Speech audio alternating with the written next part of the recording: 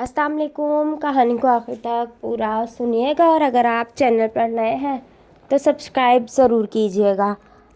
दूर कहीं मस्जिद में अजान सुनाई दे रही थी। वह मंदिर में अपने महबूब के साथ बैठी हिंदुआना रस्म और रिवाज के मुताबिक शादी कर रही थी और उसकी आंखों के सामने उसके बचपन के मनाजिर घूम रहे थे। उसका नाम ज़ैनब था। वह हिंदुस्तान की रियासत राजस्थान की रहने वाली थी। वह अपनी हमजोलियों के साथ खेल रही थी। उसकी उम्र महज 7 साल थी। खेल के दौरान उसका दुपट्टा ज़मीन पर गिरा तो उसने उठाने की जहमत न की और खेल में मशगूल रही। जबकि मुसल्ले पर खड़ी नमाज असर अदा कर रही उसकी वालिदा ने जब सलाम फेर कर उसे नंगे सर खेलते देखा तो फ़ौरन मुसल्ले से उठ खड़ी हुई, सहन में निगाह दौड़ाई, ज़मीन पर गिरे दुपट्टे को उठाकर झाड़ा और इंतहाई शफ़क़त से अपनी बेटी को अपने पास बुलाकर कहा। दुपट्टे को से सर पर स्कार्फ की सूरत में लपेटकर पिन कर दिया ताकि बार बार सर से ना उतरे और ना ही बच्ची को दुपट्टा संभालने में दिक्कत हो। जब ज़ैनब की वालिदा साहिबा उसके सर पर दुपट्टा स्कार्फ की सूरत में लपेट रही थी तो उसने अपनी वालिदा से पूछा कि माँ, मेरे सर पर हर वक्त दुपट्टा क्यों उड़ाती रहती हैं जबकि मेरी सब सहेलियाँ नंगे सर होती है। तब उसकी माँ ने जवाब दिया था कि बेटा, ये दुपट्टा हिजाब की अलामत है और हिजाब उम्मत मुस्लिमा की बेटियों की पहचान है। हिजाब फातिमातुज़ ज़हरा सलामुल्लाह की मीरास में से है, इसलिए हर वक्त खुद को ढांप कर रखना ज़रूरी है।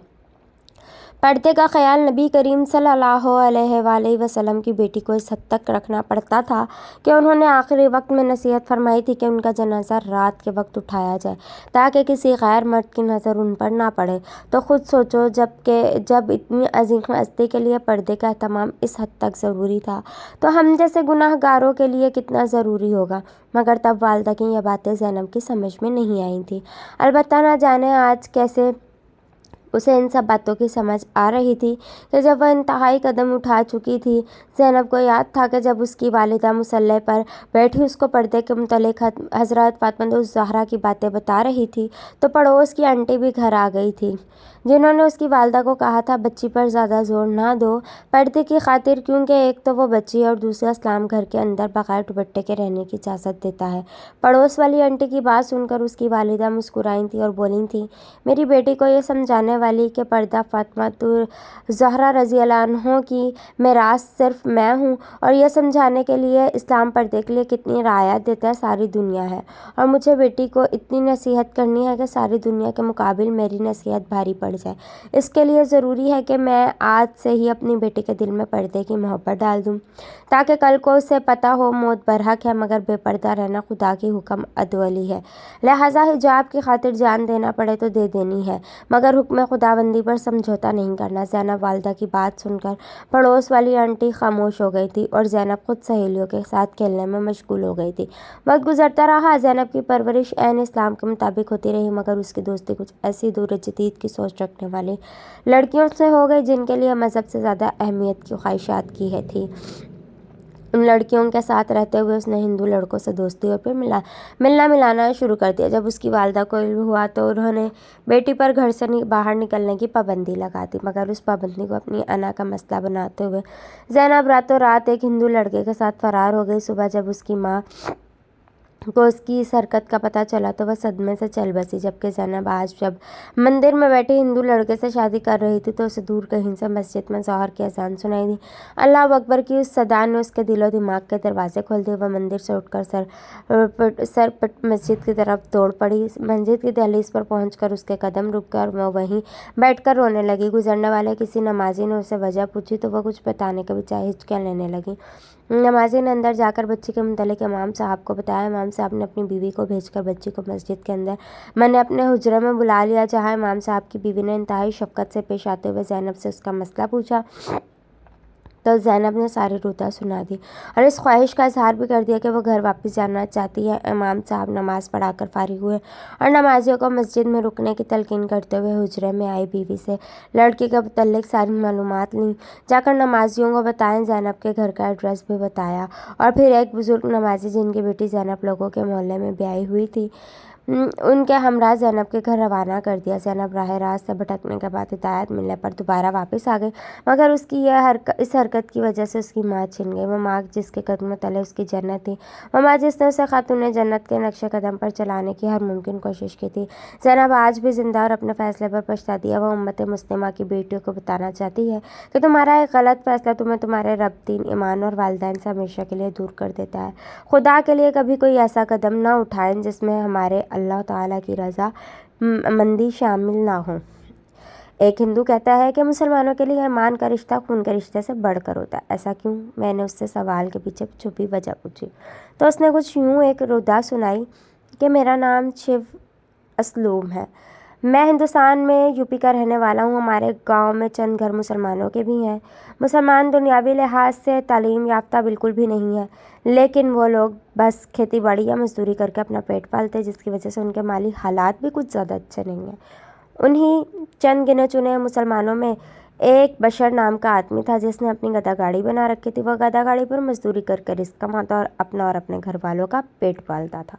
اس کے علاوہ صاحب استطاعت مسلمان لوگوں کو چھوڑ کر باقی لوگوں کے لیے یہ گدا گاڑی بطور ایمبولینس اور ایمرجنسی سواری بھی استعمال ہوتی تھی۔ بشر نے چہرے پر داڑھی سجا رکھی تھی، مگر پورے گاؤں میں وہ واحد شخص تھا جو عید پر بھی مسجد نہیں جاتا تھا۔ میں نے اسے کبھی نماز پڑھتے نہیں دیکھا تھا، البتہ ویسے ہر وقت سر پر امامہ ہاتھ میں تسبیح لیے رکھتا تھا۔ اس کے ہونٹ ہلتے رہتے تھے، جس سے صاف ظاہر تھا کہ وہ کچھ نہ کچھ ذکر کرنے میں مصروف ہے۔ میں نے ایک دن اس کو اپنے گھر مزدوری کے لیے بلایا تو اس سے مسجد نہ جانے کی وجہ پوچھ لی۔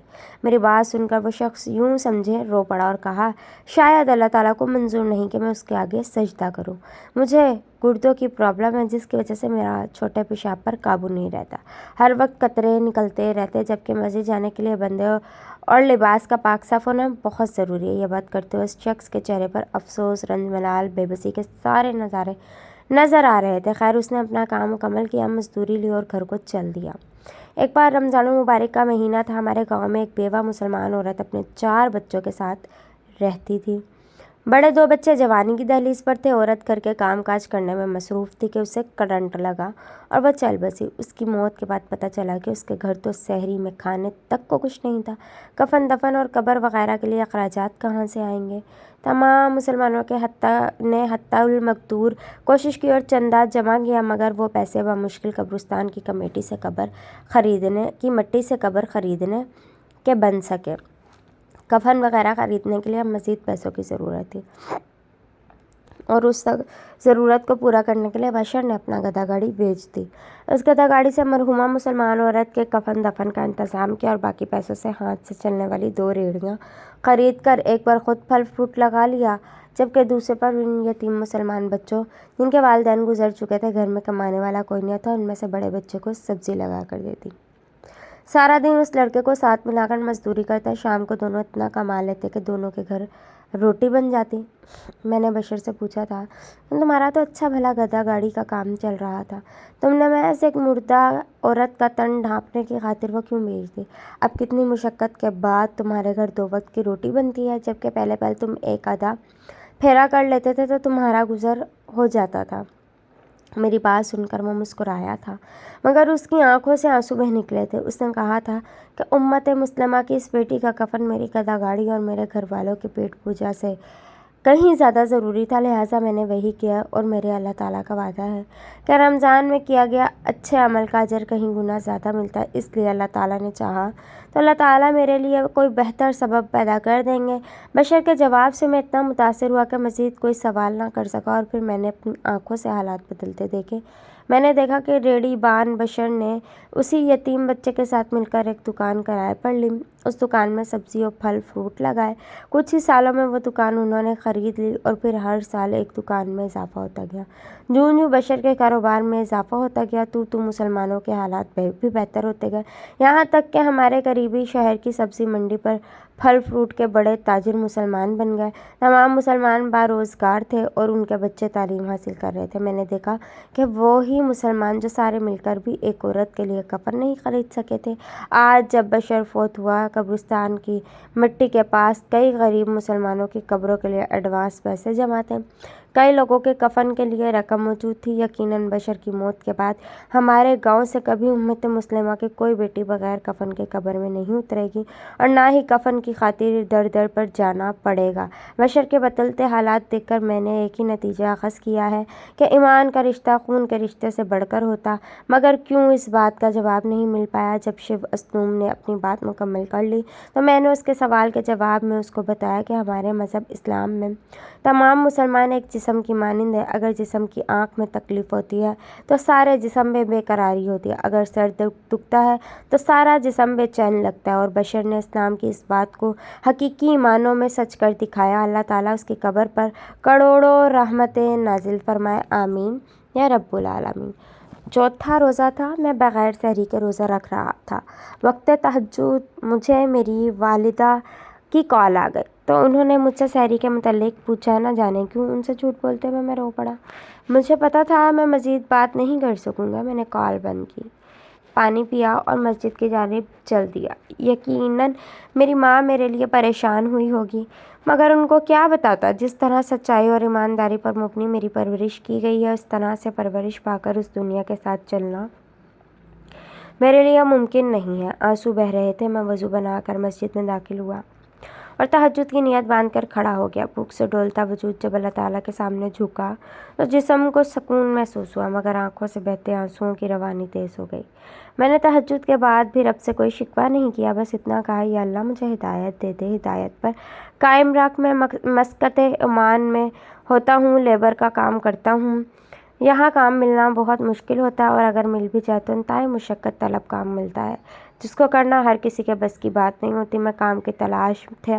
मुझे एक सिंध के पाकिस्तानी भाई ने अपने पास काम पर रख लिया। मैं सारा दिन गिनती, हथौड़ी और जैक हैमर से कंक्रीट तोड़ता था। मेरे साथ 2 और पाकिस्तानी भाई मजदूर थे। एक मेरे साथ मिलकर कंक्रीट तोड़ता और दूसरा उठाकर बाहर फेंकता। इसी दौरान मेरी एक अजीज़ा का इंतकाल हो गया। मैंने अपने बॉस से छुट्टी मांगी। उनको बताया कि मैं परेशान हूँ, आंसू नहीं रुक रहे, मैं काम नहीं कर सकता, मगर वो मुझे मजबूर करके काम पर ले गया और जाकर काम शुरू कर दिया। फ़ौत हो जाने वाली अजीज़ा मेरी मुँह बोली बहन की वालदा थी और मुझे मेरी वालदा से बहुत ज़्यादा अजीज़ थी। मैंने बहुत ज़्यादा दुआएं की उनकी सेहतयाबी, उम्र दराज़ी के लिए। अल्लाह ताला से ये तक कहा था कि अगर उनकी ज़िंदगी ख़त्म ही है तो मेरी ज़िंदगी उनको लगा दे, मगर मेरी दुआ कबूल नहीं। मेरी अजीज़ा फ़ौत हो गई और मुझे यूँ लगा जैसे मेरी सगी माँ फ़ौत हो गई। एक मुझे उनकी मौत का दुख था और दूसरा जब अपनी बहन के मुतालिक सोचता तो मुझे और भी ज़्यादा दुख होता। मगर इस हालत में भी मैं काम पर आ गया और काम के दौरान कंक्रीट तोड़ते हुए नीचे एक छोटी सी केबल आई जो नज़र नहीं आ रही थी और मेरे साथी से गेंदी मारते हुए कट गई। जब कंक्रीट बाहर फेंकी तो केबल कट जाने का पता चला, जिस पर हमारे पाकिस्तानी बॉस सिंध से ताल्लुक़ रखने वाले सर मोहसिन भी मौका पर पहुंच गए। उन्होंने केबल कट जाने को हमारा जुर्म गर्दानते हुए हम लोगों को की 3-3 महीने की सैलरी जो पहले ही उनके पास थी वो काट ली और हमें काम से फारिग कर दिया। मैंने दोस्तों के साथ मिलकर लाख मिन्नत समाजत की, मगर वो ना माने। मेरे दोस्तों के यहाँ रिश्तेदार थे, वो उनके पास चले गए, मगर मेरा अल्लाह ताला के सिवा कोई नहीं था। मैं चुप करके अपने कमरे पर आ गया। मेरे पास खाने के पैसे भी नहीं होते। मैं रात को 10-11 बजे रोटी खा लेता हूँ ताकि वो रात का खाना और सुबह की सहरी दोनों हो जाए। मैं ज़ुबान से बद्दुआ नहीं देता, मगर मेरे दिल में हर वक्त तकलीफ़ रहती है। मैंने आप बीती अपनी वालदा साहिबा को बताई। यकीन करें मेरे दिल में इतनी तकलीफ़ थी कि मुझे ख़ुदकुशी करने जाने का भी ख़याल आया। मेरी वालदा साहिबा ने मुझे यह हदीस सुनाकर तसल्ली दी। हमसे यूसुफ बिन मोहम्मद ने बयान किया, कहा कि मुझसे याह्या बिन सलीम ने बयान किया, उनसे इस्माइल बिन उमिया ने, उनसे सईद बिन अबी सईद ने और उनसे अबू हुरैरा रज़ी अल्लाह ताला अन्हु ने कि रसूलुल्लाह सल्लल्लाहु अलैहि वसल्लम ने बतलाया कि अल्लाह ताला फरमाते हैं कि 3 किस्म के लोग ऐसे हैं जिनका क़यामत में मैं खुद मदई बनूँगा। एक तो वो शख्स जिसने मेरे नाम पर आहद किया और फिर वादा खिलाफ़ी की। दूसरा वो शख्स जिसने किसी आज़ाद आदमी को बेचकर उसकी कीमत खाई। और तीसरा वो शख्स जिसने किसी को मजदूर किया, फिर काम तो उससे पूरा लिया लेकिन उसकी मजदूरी ना दी। मगर सलाम है मेरी माँ की परवरिश को, जब उन्होंने मुझे तसल्ली के लिए यह हदीस शरीफ सुनाई تو مجھے ڈر لگا کہ میرا مسلمان بھائی روز محشر میری وجہ سے اللہ تعالیٰ کی گرفت میں نہ آ جائے۔ لہٰذا میں نے اللہ تعالیٰ سے کہا یا اللہ اس کو عذاب نہیں ہدایت دے، وہ میرے نبی کریم صلی اللہ علیہ وآلہ وسلم کا امتی ہے، اور میں کس طرح چاہ سکتا ہوں کہ میری وجہ سے میرے نبی کریم صلی اللہ علیہ وآلہ وسلم کا امتی اللہ تعالیٰ کے عذاب کا شکار ہو۔ میری شدید خواہش تھی کہ اللہ کرے گا 3 ماہ کی تنخواہ ملے گی تو میں چھوٹی گاڑی کا لائسنس بنوا کر گاڑی کرائے پر لوں گا اور ڈیلیوری بوائے کا کام شروع کر دوں گا، مگر شاید قسمت کو ابھی اور امتحان لینا مقصود تھا۔ خدا گواہ ہے مسقط امان کی اس گرمی میں بھی مجھے روزہ پیاس سے زیادہ بھوک لگتی ہے، کیونکہ میں پیٹ بھر کر کھانا نہیں کھا سکتا۔ میں جتنا پریشان ہوں، شاید خودکشی حرام نہ ہوتی تو مر گیا ہوتا۔ میری تحریر پڑھنے والے ہر انسان سے التجا کہ خدا کے لیے کسی کا حق نہ رکھا کریں، لوگوں کی مزدوری وقت پر دیا کریں، آپ کی سوچ سے بھی زیادہ مشکل حالات میں گزارا ہو رہا ہے لوگوں کا۔ کاش ماہ رمضان میں حرام موت مر جانے والی کو بھی جنت نصیب ہوتی۔ یقین کریں یہاں سب سے زیادہ حق پاکستان کے لوگ مارتے ہیں اور پاکستانیوں کا ہی مارتے ہیں۔ دعاؤں میں یاد رکھیے گا۔ اللہ حافظ۔